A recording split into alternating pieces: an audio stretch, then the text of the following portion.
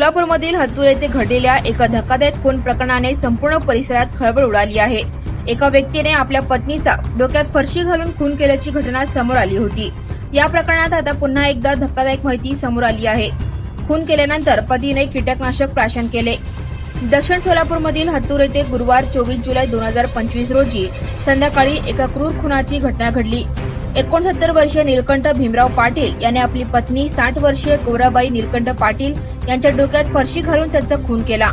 Police तपासातून समोर आलेल्या माहितीनुसार गौराबाई शेतात नियमित येत नसल्याच्या कारणावरून दोघांमध्ये सतत वाद होत होते।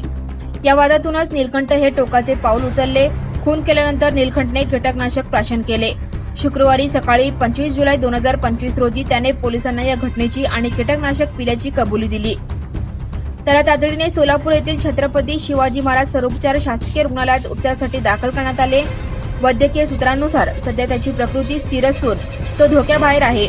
या प्रकरणी नीलकंठ यांचा मुलगा 41 वर्षीय अमसिद्ध नीलकंठ पाटील याने विजापूर नाका पोलीस ठाण्यात फिर्याद दाखल केली। या फिर्यादीच्या आधारे नीलकंठ पाटील याच्या विरुद्ध खुनाचा गुन्हा दाखल करण्यात आला आहे।